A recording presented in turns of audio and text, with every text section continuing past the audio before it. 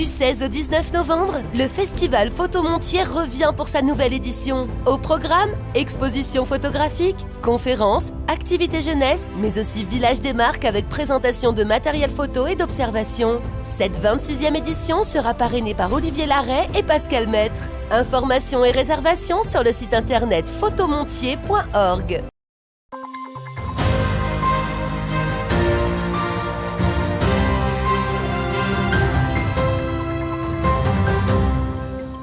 Bonjour et bienvenue dans votre nouvelle édition du 15 Info. Voici les titres de ce vendredi 10 novembre.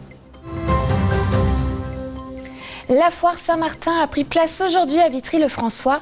Comme chaque année, cet événement incontournable rassemble près de 200 exposants avec un public toujours au rendez-vous. Cette foire était l'occasion pour la ville de montrer son soutien auprès du service des urgences de Vitry-le-François par la signature d'une pétition pour sa rénovation et son maintien sur le territoire vitriate. Nous suivrons les dernières répétitions du spectacle Faire parler la terre, mise en scène par la compagnie Les Moitiés sont des tiers. Sur scène, les comédiens mettent en lumière le monde agricole et les enjeux qui l'entourent en retraçant la vie familiale au sein d'une exploitation agricole. Enfin, nous irons faire un tour à la traditionnelle fête foraine de Chaumont. Cette fête se déroule jusqu'à mercredi prochain sur la place Aristide Briand. Parmi la vingtaine de stands présents, nous ferons la rencontre d'Annick et sa confiserie Chanet, l'une des foraines les plus fidèles de cette foire depuis 1988. La foire Saint-Martin fait son grand retour aujourd'hui dans les rues de la Cité Rose. Organisée par la municipalité de Vitry-le-François, cette braderie rassemble comme chaque année de nombreux exposants. Au programme de cette journée, produits locaux, artisans et la traditionnelle moule frite. Manon Defontis et Mathis Grenier nous emmènent au cœur de la foire Saint-Martin à Vitry-le-François. Vêtements, saucissons ou encore fromage, diverses denrées étaient exposées ce matin en plein cœur de la Cité Rose à l'occasion d'une nouvelle édition de la foire Saint-Martin. Un rendez-vous incontournable du mois de novembre organisé par la municipalité de Vitry-le-François et qui a rassemblé cette année presque 200 exposants. C'est une tradition, depuis le Moyen-Âge, il y a une foire Saint-Martin à Vitry-le-François. Ça s'inscrit dans la tradition des foires de Champagne. D'ailleurs, c'était le moment où on payait les fermages dans les fermes. C'est une pratique ancienne, mais c'est d'ailleurs resté. Celui qui loue des terres doit les payer à la Saint-Martin. Tous les 10 novembre, depuis des années, la ville s'anime donc pour la foire Saint-Martin qui, avec le temps, a développé une tradition culinaire. Maintenant, on a ajouté les moules frites. Voilà, c'était pas à l'origine dans nos traditions. Et on a intégré cette pratique qui est assez drôle. L'ensemble des restaurants, quelle que soit leur production habituelle, aujourd'hui, ils font tous des moules frites. Et donc, ça a créé un mouvement d'engouement dans la population. Et c'est la sortie du jour, quoi. On va aux moules frites. Plusieurs milliers de curieux étaient attendus dans les rues vitriates à l'occasion de la traditionnelle foire Saint-Martin. Cette année, la foire Saint-Martin était aussi l'occasion pour la municipalité de faire entendre sa voix concernant la situation des urgences de Vitry-le-François. Depuis 2017, la ville attend la rénovation des urgences qui leur était promise. Ce service est actuellement menacé d'être centralisé sur celui de Saint-Dizier, un projet que la municipalité refuse en souhaitant le maintien des urgences de Vitry-le-François sur le territoire vitriate.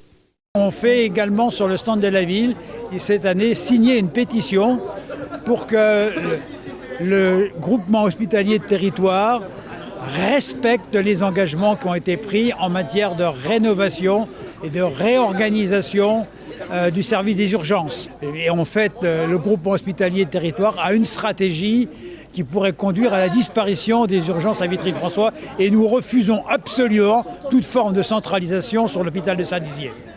Faire parler la terre sur la scène de l'ACB de Bar-le-Duc, c'est le projet qu'a présenté ce mardi et ce mercredi la compagnie Les Moitiés sont des tiers.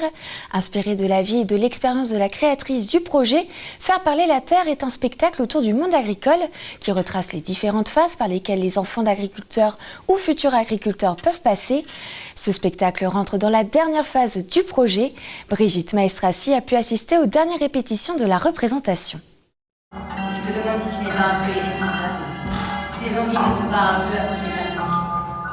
C'est l'heure des dernières répétitions pour la compagnie Les Moitiés sont des tiers sur la scène de l'ACB à Bar-le-Duc. Dans quelques heures, les acteurs dévoileront la troisième partie du projet Faire parler la Terre, qui inclut une web-série, un documentaire et 7 pièces de théâtre. Cette dernière est un mélange de fiction, de paroles récoltées auprès de jeunes agriculteurs encore au lycée, mais aussi de la vie de l'actrice principale qui a grandi dans une ferme.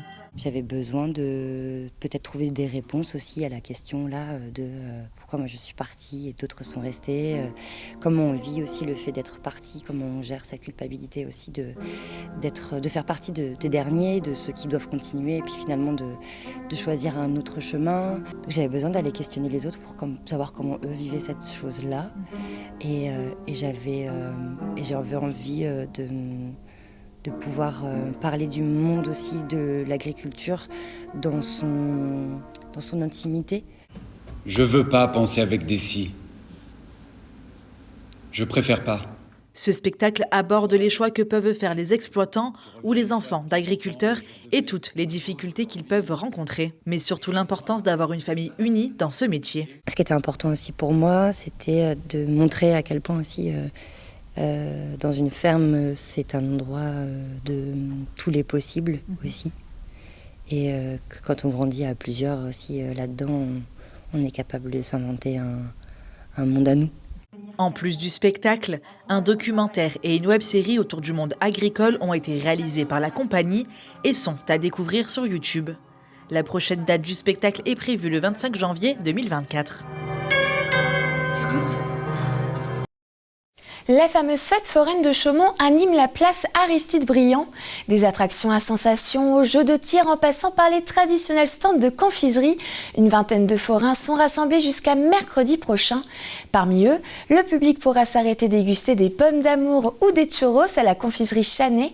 Depuis 35 ans, sa gérante Annick ne rate pas une édition de ce grand rendez-vous. Loïs Large nous emmène à la rencontre d'une des foraines les plus fidèles de la foire de Chaumont.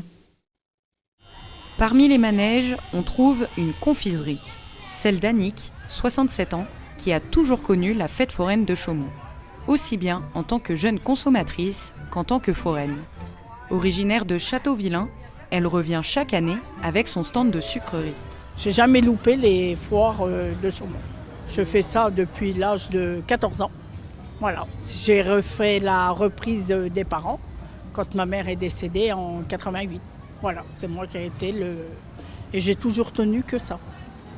Faire préparation, des gaufres, des crêpes, churros, un peu pommes d'amour surtout. Mais bien au-delà d'Annick et sa mère, le monde forain est une histoire de famille pour les Chanais. En effet, la foraine est toujours accompagnée de son beau-frère, Stéphane Collinet. Chaque année, le duo fait une vingtaine de foires dans la région Grand Est qui durent entre 2 et 3 semaines. De quoi mettre à l'honneur son grand frère, Maurice Chanet, devenu champion d'Europe de boxe en 1990. De même, 2 de ses sœurs et quelques neveux sont également forains. C'est notamment le cas de Jackson Chanet, qui s'est reconverti dans la confiserie en 2007, 2 ans après avoir suivi les traces de son père, en devenant à son tour champion d'Europe de boxe. Si la relève semble assurée, Annick ne compte pas rendre son tablier pour le moment. Je pense que je vais avoir du mal à m'arrêter. Voilà, parce que normalement, je dois prendre ma retraite en fin d'année. J'ai l'âge pour partir, mais je suis encore incertaine parce que c'est quand même un métier qui me plaît. La fête foraine de Chaumont vous accueille chaque jour de 15h à 20h jusqu'au mercredi 15 novembre sur la place Aristide-Briand. C'est la fin de ce journal, merci de l'avoir suivi. Je vous donne rendez-vous lundi pour votre prochaine édition du 15 Info. En attendant, passez une très belle soirée et un bon week-end sur Puissance Télévision.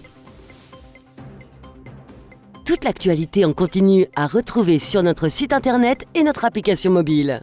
Retrouvez-nous sur le canal 373 de la TV d'Orange et sur le canal 953 des offres Freebox.